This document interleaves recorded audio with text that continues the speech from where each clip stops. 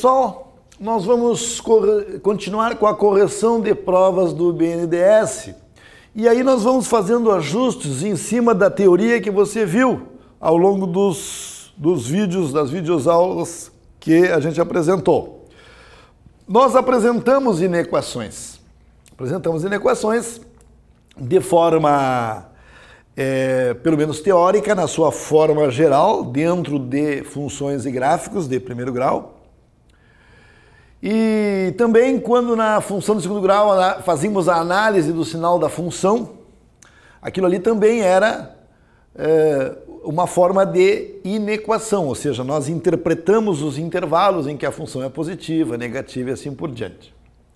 Mas eu quero fazer um complemento específico para a prova do BNDES, tendo em vista uma questão que já caiu. Eles colocaram, erradamente eles colocaram sistemas de inequações, não seria a palavra erradamente, mas quando eles falam em sistemas, temos sistemas de duas equações, duas incógnitas, e no caso aqui seria talvez um conjuntinho de duas inequações, onde eles querem uma solução comum que atenda as duas. No fundo, a pergunta seria: qual a solução que atende simultaneamente a estas duas inequações? Tá? Então, porque separadamente ela vai ter uma resposta, porque isso aqui não é um sistema com duas incógnitas. Então, é essa palavra que eu quero combater. Ela aqui, ela tem uma solução própria, pois ela é uma inequação.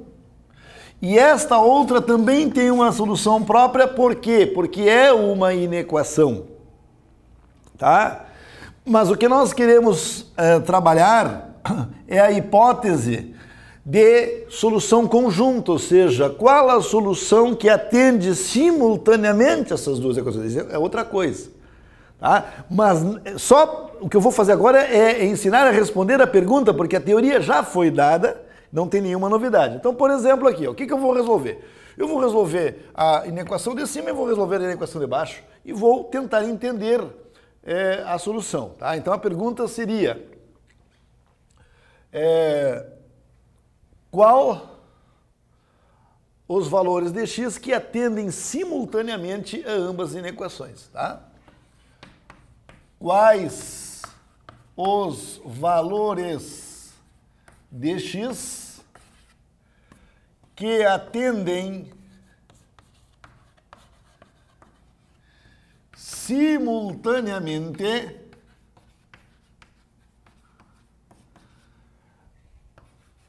as duas inequações apresentadas?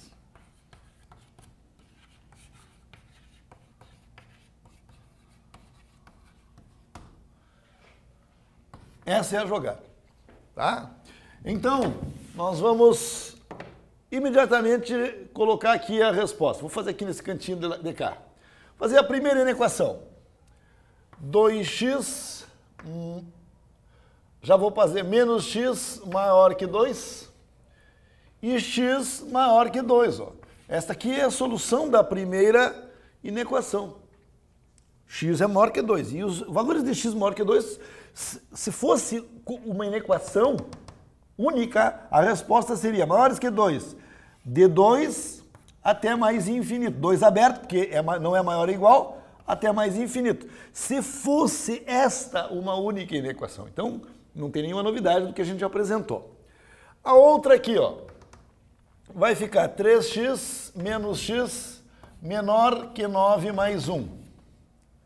2x menor que 10, passa normalmente dividindo, e x vai ser menor que 5.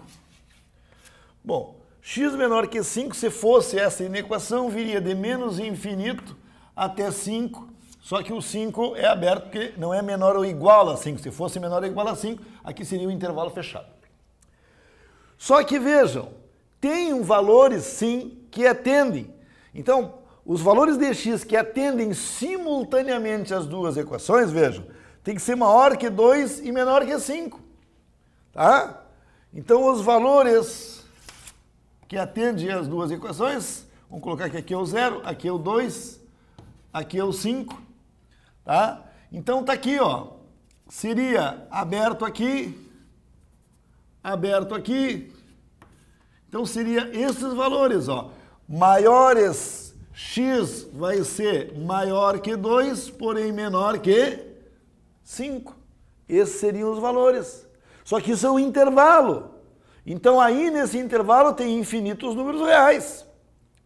Reais tem infinitos. Agora, eles podem fazer uma pergunta assim, ó, quantos números naturais existem nesta resposta? Bom, aí que entra só vai ser o 3 e o 4, ó. Porque o 2 e o 5 não entram. Então tem que ter cuidado com a pergunta. Não é que é difícil. Temos que saber responder a pergunta. Então assim, ó, quais os valores de x? Bom, se está falando valores de x, né? Claro, eles poderiam fazer o seguinte comentário, cuidado, ó. Eles podem deixar essa mesma pergunta e dizendo assim, ó, onde x pertence a R, olha só a armadilha que eu estou dando para vocês. Se x pertence aos reais, é um intervalo, vai ter infinitos números. Tá? Então, deixa eu só fazer assim, duas perguntas. Ó. X pertence a R e x pertence a N. Então vejam as perguntas, ó. Quais os valores de x? E aí eles podem colocar uma condição, x pertence aos reais, ou x pertence aos naturais, ou alguma outra coisa. Tá? Que atendem simultaneamente as duas inequações. Bom, se pertence aos reais, são todos os números que existem entre 2 e 5, e aí tem infinitos números. Porque sempre entre dois números pode ter um número na metade. E sempre entre esses dois números tem outro na metade. Então, é infinitos, tá? Por incrível que pareça. Reais são infinitos. Então, a resposta a essa pergunta aqui, ó, seria qualquer x pertencente aos reais tal que x seja maior que 2 e menor que 5, tá? Ou ainda por intervalo, seria do intervalo 2, 5 aberto. Isso aqui na linguagem de intervalos. Agora, quais os valores de x que atendem as duas inequações, mas só que x é um número natural? Bom, se é número natural só pode ser 3 ou 4. Então tem duas soluções, ó. As soluções são x igual a 3 ou x igual a 4. Ou ainda melhor assim, ó. Qualquer x pertencente aos naturais, tal que x seja igual a 3 ou x seja igual a 4. E não vai ter nenhuma outra. E aí não tem por intervalo. Aí o outro seria o conjunto solução. O conjunto verdade, ó. Qual seria o conjunto solução ou o conjunto verdade dessa resposta? Seria 3 e 4. É as respostas de números naturais que satisfazem. Por quê? Porque aí nesse caso eu pegaria os valores de x que pertencessem aos naturais. Só tem o 3 e o 4. Tá? Então, esse é o resumo teórico para que a gente enfrente agora a questão proposta pelo BNDES. Então, nós estamos fazendo assim, ó, em cada questão que a gente está resolvendo o BNDES, está fazendo um resumo teórico e faz a questão em seguida. Pode copiar, já coloco a questão. Aí, no BNDES caiu o seguinte, ó, isso na prova de 2006, tá? 23 de abril de 2006, certo? Caiu o seguinte, o número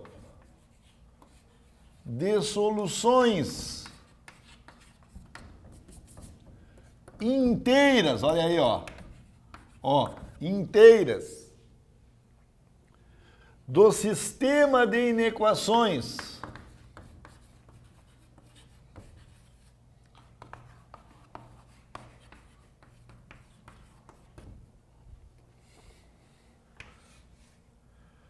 x menor que 4x mais 3 e 2x maior que x mais 1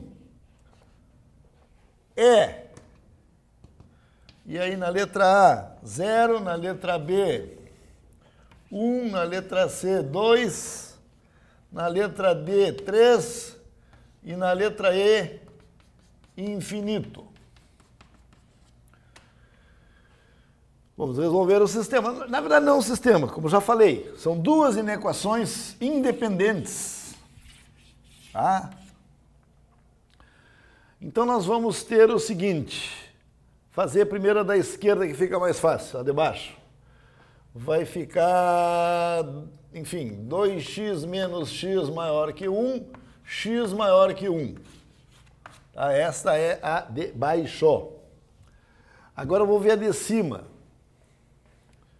X menor que 4x mais 3. Só tem uma incógnita, então é só isolar como é uma inequação comum.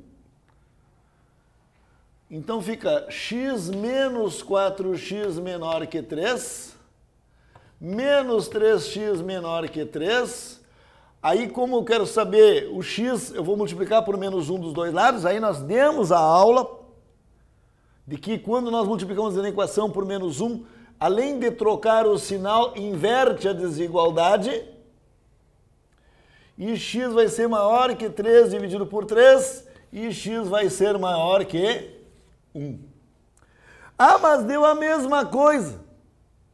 Bom, então, na verdade, a resposta não é excludente, porque no exemplo que eu dei há pouco, se fosse pegar uma inequação só, era todos os valores maiores que 2. A outra era todos os valores menores que 5. E nós pegamos o que convinha das duas. Né? Só para vocês lembrarem a situação passada. Ó. Nós tínhamos duas inequações, prestem bem atenção. Uma, vamos fazer a reta numérica aqui. Ó. Aqui está o 2. E aqui está o 5. Aqui está o 2. E aqui está o 5. Uma delas dizia assim, todos os valores maiores que 2. E a outra dizia, todos os menores que 5. E aí o que aconteceu? Nós tivemos que ficar com o trecho que era comum às duas, ó, que era entre 2 e 5. Porque menores que 2, numa delas servia, mas na outra não. Então tinha que atender as duas ao mesmo tempo. Tá? Então nós pegamos aquele trecho que atendia as duas, que era entre 2 e 5. Porque uma era de 2 até infinito. A outra era de menos infinito até 5. Mas é que atendia as duas simultaneamente, era esse trecho aqui. Tá? Agora a mesma coisa. Só que vejam só, se não há problema de divergência, as duas estão dizendo a mesma coisa, ó, que é para valores de x maiores que 1. Então é aberto em 1 e vai até mais infinito. Então o intervalo vai de 1 até mais infinito, mas nós perguntamos, quantos números inteiros tem a partir de 1 até mais infinito? Justamente infinitos. Por isso que a resposta foi letra E. Mas poderia, essa pergunta seria a pegadinha da passada. Se tivesse perguntado quantos números inteiros tinha naquele exemplo anterior, é o 3 e o 4. Aí você revisa a aula, volta e assiste novamente. Tá? É o 3 e o 4. Tá? Então, muito importante esse detalhe aí, tá, pessoal? E a gente está batendo nesse tempo, porque já que caiu, parece que eles escolhem os temas que menos caem sempre em concurso para fazer essa prova. Né? Mas agora a gente está tocando e mostrando. Tá? Então, aqui, como não houve aquela necessidade de escolher que eu tinha, os valores coincidiram. Então, são os valores maiores que 1, mas números inteiros maiores que 1 tem infinito. Por isso que a resposta é a letra E. Pode copiar. Pessoal, é assim, ó. Isso que eu vou fazer agora é justamente a dica para a prova, não dica, porque isso aqui não cai muito em concurso. Mas do jeito que a gente está vendo o perfil, porque eles já perguntaram, então eu fico na obrigação de dar uma recordadinha também em inequação quociente, tá? Que é a mesma que fosse inequação produto, que é quando eles te apresentam isso aqui, ó. Tá? Então eles querem saber quando é que este conjunto aqui é maior ou igual a zero. Para que valores de x este conjunto é positivo ou nulo? A tradução dessa pergunta é o seguinte: este quociente aqui é positivo ou nulo para que valores? E nós analisamos separadamente as duas equações. Tá? Então nós vamos ver quando que o de cima, a parte de cima é positiva. Vejam só. X menos 3 vai ser maior ou igual a zero quando x for maior ou igual a 3. E aí, o que a gente faz? Coloca aqui na reta 0. Vamos colocar que aqui é o 3. Tá? Então, do 3, inclusive, tá? Para cá, tudo aqui, a função vai ser positiva. Quer dizer, aqui anula a função, né? Anula. E é claro, eu vou tentar fazer noutra corzinha, não sei se vou conseguir, vou fazer uma cor negativa aqui. E daqui para cá, ó, a função é negativa. E aqui ela é zero. Bem aqui ela é zero. Tá? Bom. E a outra função, a outra inequação seria x mais... Eu quero ver quando é que x mais 2 é maior ou igual a zero. Quando x for maior ou igual que menos 2. Então nós fazemos uma nova linha aqui. Aqui está o zero e aqui está o menos 2. Então, ele tem que ser maior que menos 2. Só que, claro, no menos 2 ele se anula. Tá? Mas daqui para cá, a função vai ser positiva.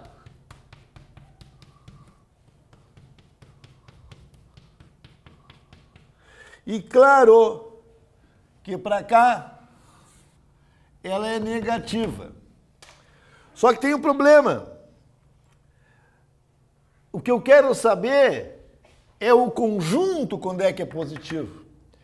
E para o conjunto ser positivo, não é só quando ambas são positivas que isso ocorre a partir do 3, tá? A partir do 3.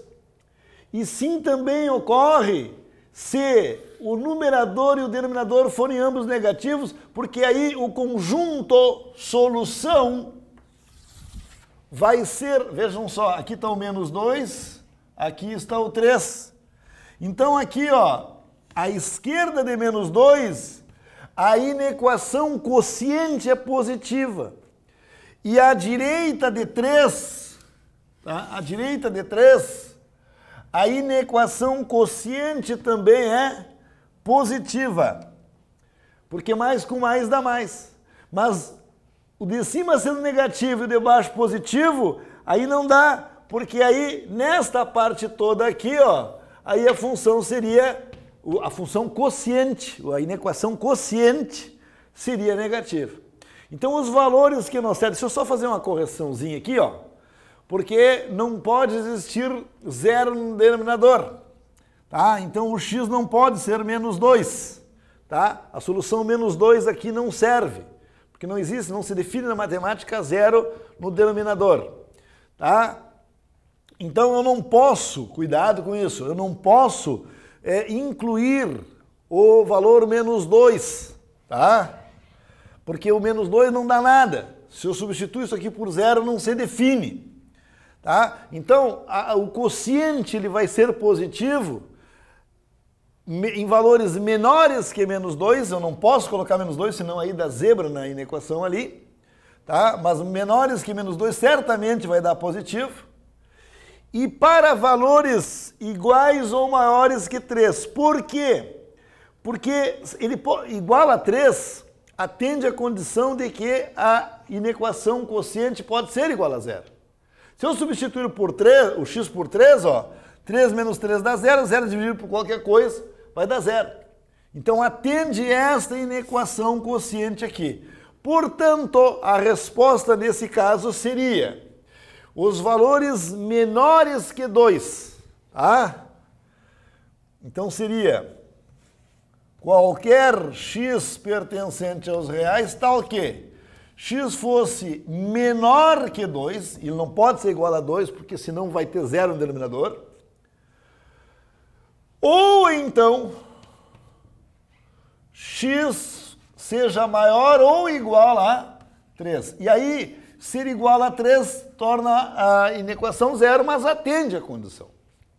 Tá? Então, essa seria a resposta. Ou então seria, por intervalo, de menos infinito até 2 aberto, união com 3 fechado até mais infinito. Essa seria a resposta dessa inequação, que eu deixo já agora como dica. Então, fiz uma teoria, uma correção de prova e uma possível questão.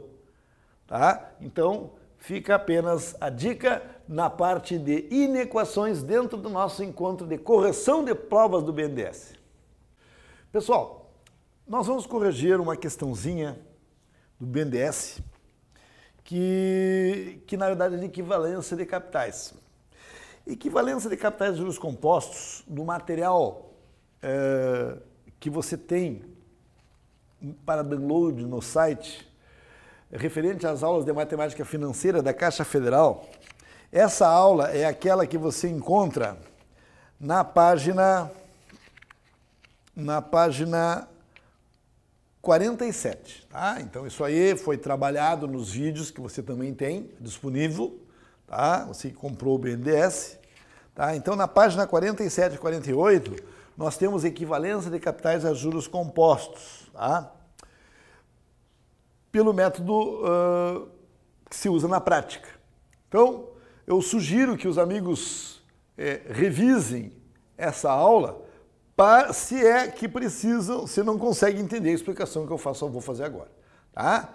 Mas eu não vou repetir o que foi dado, né? Pelo fato de que está aí gravado, pessoal. Então, a gente teve assim, alguns impasses de que o pessoal quer que eu grave de novo. Eu vou dizer a mesma coisa, porque o capítulo de equivalência de capitais de juros compostos, pelo menos por agora, do versão 2010 e 2011, eu estou trabalhando com esse material. Então, se ele foi filmado anteriormente ou não, isso aí é irrelevante. Então, vocês podem procurar na página 47 e 48 do livro da Caixa Federal, tá? 2010, e ali está a parte de equivalência de capitais de juros compostos. Depois que vocês viram esse assunto, e eu espero que consigam fazer isso, então aí eu vou corrigir esta questão que apresento agora e que diz o seguinte: é do BNDES na prova também de 2006, tá? 23 de abril de 2006. Então, um artigo cujo preço à vista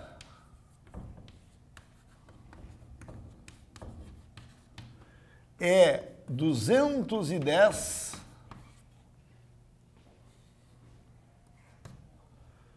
pode ser comprado a prazo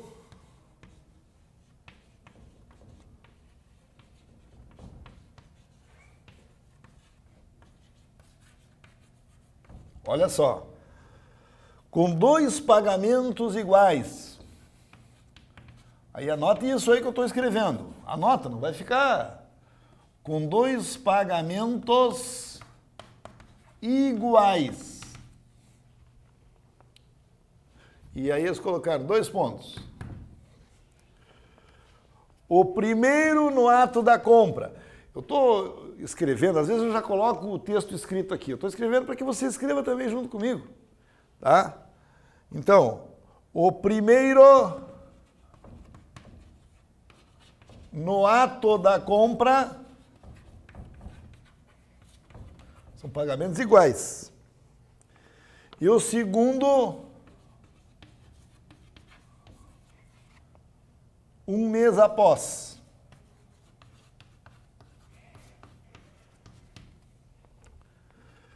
Se os juros são de 10%, ele não disse se é simples ou é composto, mas nesse caso nem tem problema, porque é só um mês mesmo. Se os juros são de 10% ao mês, qual o valor em reais de cada pagamento?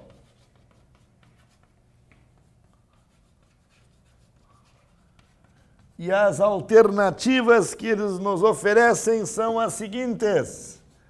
Letra A, 110. Letra B, 115,50. Letra C, 121. Letra D, 126.